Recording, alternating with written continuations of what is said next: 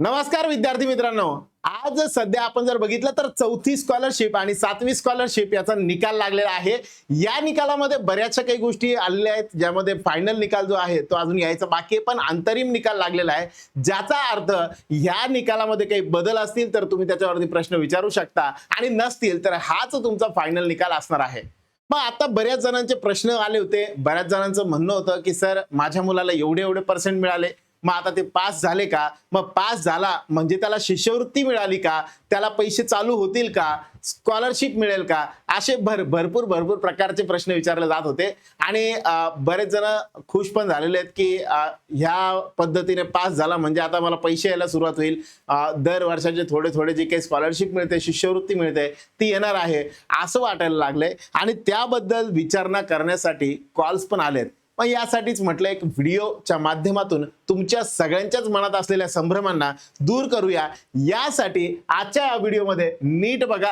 चौथी आणि सातवीचे मार्क्स तुमचे पण चांगले आले असतील तर नेमकं काय करायला पाहिजे, पुढची ऍक्शन आपली काय असली पाहिजे. सगळ्यात पहिल्यांदा तुमचा रिझल्ट लागला, पास झालो, पण स्कॉलरशिप खरोखर मिळणार का? मग आता समजा 90% जर मी म्हणले समजा आपल्याला टोटल मार्क्स जे पाहिजे होते त्या मार्कांच्या हिशोबाने जर आपण कन्सिडर केलं तर मग पास होण्यासाठी किंवा पात्र होण्यासाठी नेमका काय क्रायटेरिया असतो आणि मग जर समजा तेवढे मार्क मिळाले असतील तर मी पास झालोय का?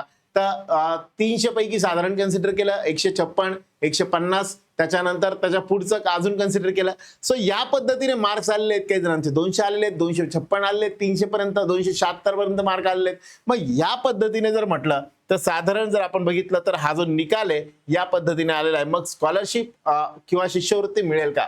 बघा, पात्र होण्याचा नियम वेगळा आहे, पास होण्यासाठी एक वेगळा नियम आहे. त्याच्यामध्ये काय असतं, प्रत्येक पेपरमध्ये किमान 40% गुण आवश्यक असतात. 40% मार्क्स जे ते कंपल्सरी असतात. म्हणून तुम्हाला 40% प्रत्येक विषयात, म्हणजे गणितामध्ये 40% मार्क, बुद्धिमत्तेमध्ये पण 40%, त्याच्यानंतर भाषा विषय मराठी आणि इंग्रजीमध्ये सुद्धा 40% मार्क तुम्हाला येणं गरजेचं असतं. मग जर मी म्हटलं समजा काही नियमांमध्ये म्हटलं तर 49.5% असलेल्यांनाही 40 गुण गृहीत धरून पात्र केले जाते. कधी कधी काही ठिकाणी 49.5 असेल तरी पण 40%च्या क्रायटेरियामध्ये कन्सिडर करून त्याला कन्सिडर केलं जातं आणि त्याला पुढच्या 40%च्या मार्क्स वरती असणारे मार्क्स जे आहेत ते सगळेचे सगळे पात्र म्हणून कन्सिडर केले जातात. ठीक आहे.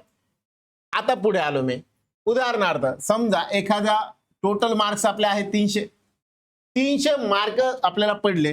300 मार्क आपल्याला टोटल परीक्षेसाठी आहेत आणि त्यापैकी तुम्हाला मिळालेले गुण आहे 172, म्हणजे 172 आउट ऑफ 300 असा जर तुमचा स्कोअर आला असेल तर अशा केसमध्ये तुमची टक्केवारी, शेकडेवारी जर मी म्हटलं समजा 57.33 57.33% एवढे तुमचे गुण बनतात. मग पर्सेंटेज वाईज जर मी म्हटलं समजा तर 57% तुम्हाला मिळालेले आहे. ठीक आहे. आता 57% मिळाले म्हणजे निकाल काय आला? पात्र आला. या विद्यार्थ्याला आता स्कॉलरशिप मिळेल का? नाही मिळणार.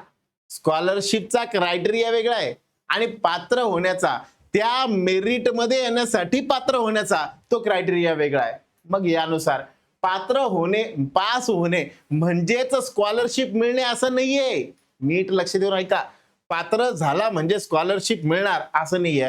तुम्हाला पात्र म्हणजे तुम्ही फक्त शर्यतीत आहात, तुम्ही रेसमध्ये. कोणत्या स्कॉलरशिप साठी जी मेरिट लिस्ट असते, गुणवत्ता यादी जी असते, ती यादी जी येणार आहे त्या यादीमध्ये येण्यासाठी तुम्ही पात्र झालेले आहात. पण ती मेरिटची यादी असणार आहे. ती मेरिटची यादी थोडीशी वेगळी असते. ती कशी असते बघा. आता मेरिट किंवा गुणवत्ता यादी ती कशाच्या बेसवरती लागते? साधारण जर मी म्हटलं समजा ही यादी टॉपर विद्यार्थ्यापासून सुरुवात होते. साधारण जर मी म्हटलं समजा 93% मार्क मिळणारा जो विद्यार्थी आहे तो आपला कन्सिडर केला टॉपर. मग तो टॉपर म्हणून कन्सिडर केला, त्याला भेटलेले जवळपास 93%, 93%. मग आता हा जो आहे हा टॉपर बनला. या टॉपर पासून कन्सिडर केलं जाईल आणि शेवटी कट ऑफ जो आहे तो आला साधारण समजा 75 मार्क्स पर्यंत, म्हणजे 75% मार्क्स त्याला मिळालेले आहेत. बरोबर. आता 75% त्याला मार्क मिळालेले, इथपर्यंतच्या विद्यार्थ्यांना स्कॉलरशिप मिळणार. आणि 57% वाला जो होता तो 57 तो पात्र ठरला, परंतु ह्या टॉपर नुसार जर आपण बघितलं तर ती यादी 57 पर्यंत आलीच नाही. ती कुठे क्लोज झाली? 75% म्हणजे जी पण यादी असेल त्या यादीमध्ये एक ठरलेलं पर्सेंटेज राहील. हे सर 75%च राहणार का? असं काही कंपल्सरी नाहीये. मी एक एक्झाम्पल म्हणून सांगितलं 93 पासून तर 75 पर्यंत असं कमी जास्त होऊ शकतं. आणि ह्या मेरिटच्या यादीमध्ये येण्यासाठी तुमचा विद्यार्थी जो आहे 57 वाला जो आपण म्हटला तो पात्र ठरलेला आहे. कळतंय? सो ओव्हरऑल जर मी म्हटलं समजा मेरिट यादी जी आहे ती वेगळी असते. म्हणून हा समज जर तुमच्या डोक्यात असेल की पात्र झालंय पास झालंय असं लिहून आलंय म्हणजेच तुम्हाला डायरेक्टली पैसे शिष्यवृत्ती यायला सुरुवात होईल, हे कुठेतरी डोक्यातून काढून टाका. ती चुकीची संकल्पना आहे. ठीक आहे. यानंतर मग यावरती बेस मी जर म्हटलं समजा पात्र कोण होणार, 40% ज्याला जो गुण जास्त आहे तो पात्र झाला. हजारो विद्यार्थी पात्र होतात. फक्त पुढील टप्प्यासाठी यांना प्रवेश मिळतो. मेरिट लिस्ट मात्र उच्चांक कट ऑफ पेक्षा जास्त गुण आपल्याला कंपल्सरी असले पाहिजे. ठराविक संख्येमधलेच विद्यार्थी जे निवडले जातात. ठराविक संख्येतले म्हणजेच काय, असे विद्यार्थी की जर मी म्हटलं समजा या वर्षी समजा साधं एक्झाम्पल घेतलं 1000 मुलांना मिळणार आहे, तर मग 1000च विद्यार्थी या पर्टिक्युलर एका पर्सेंटेजच्या वरती असतील त्यांनाच पहिल्या 1000 विद्यार्थ्यांना निवडलं जाईल. समजा ते पहिले 100 असतील तर 100ला निवडलं जाईल, 10,000 असतील तर 10,000ला. सो असं जेवढी सध्या ठरलेली स्कॉलरशिप आहे ती फक्त अशाच लोकांना त्यानुसार कट ऑफ जो आहे तो कट ऑफ डिसाइड होईल आणि यांना थेट त्यांच्या अकाउंटमध्ये स्कॉलरशिप मिळते. मग आता आपलं काम काय बनतं, ही यादी कशी डिसाइड होते? पहिले तर ही मेरिट लिस्ट बनते कॅटेगरी वाईज. कास्ट वाईज ही जी मेरिट लिस्ट बनते ही कास्ट वाईज बनते, कॅटेगरी वाईज बनते. मग संपूर्ण मेरिट लिस्ट एकाच कट ऑफ वर बिलकुल नसतं. मग ओपन आणि ईडब्ल्यूएस चं वेगळं मेरिट लागतं. मग पहिले तर ओपन आणि ईडब्ल्यूएस साठी जे मेरिट असणार आहे त्या मेरिट मध्ये तुम्ही येताय का, आणि त्याच्यापेक्षा थोडंसं कमी लागणार म्हणजे ओबीसी, एससी, एसटी, व्हीजेएनटी यांचं मेरिट थोडंसं कमी लागतं. मग तुमच्या प्रवर्गामध्ये तुम्ही ज्या कास्ट मधनं बिलॉंग करताय त्या प्रवर्गामध्ये जर मी म्हटलं समजा त्या प्रवर्गात तुमचं साधारण रँक किती बनतोय आणि जेन्युइन सगळ्या लोकांपैकी किती लोकांना ते स्कॉलरशिप देणार आहे या गटामध्ये जर तुम्ही बसले तर तुम्हाला स्कॉलरशिप मिळेल. ठीक आहे. मग आता जी लोक ज्यांचे मार्क्स बऱ्यापैकी चांगले आणि चान्सेस आहेत की फायनल मेरिट लिस्ट मध्ये त्यांचं नाव येऊ शकतं, जसं की म्हणलं 250+ मार्क आहे समजा, मग चान्सेस जास्त बनतात. तुम्ही पात्र आहात का नाही हे कसे समजल, कधी समजल? हे समजल मित्रांनो आता अंतरिम लिस्ट लागलेली आहे, म्हणजे फक्त फायनल रिझल्ट लागलेला नाहीये. तर आता 1 महिना साधारण 1 ते 1.5 महिना लागतो. साधारण 1 महिना पकडून घ्या. 1 महिन्यामध्ये फायनल मेरिट लिस्ट जी आहे ती तयार होते, जाहीर होते.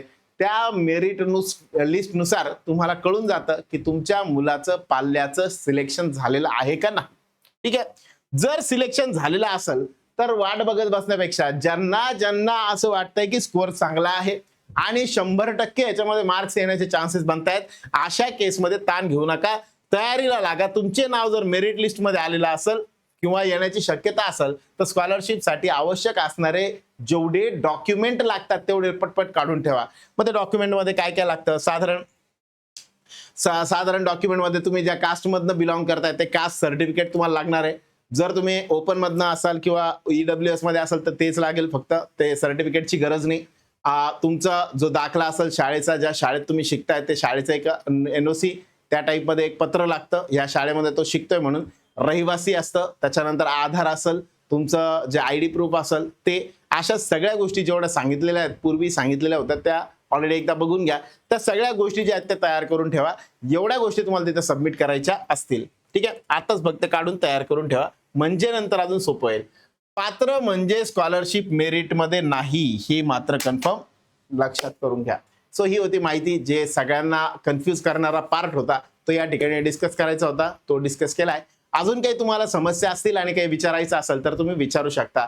विशेष अजून एक गोष्ट, नवोदय परीक्षेसाठी उद्याचा जो आहे तो फॉर्म जो आहे उद्या म्हणजेच 31 जुलै ही लास्ट डेट आहे अप्लाय करण्याची. ज्यांनी चौथीची परीक्षा दिली होती आणि चौथीमध्ये चांगला स्कोअर नाही आलेला आहे त्यांनी घाबरून जाऊ नका, बिलकुल तयारी करा.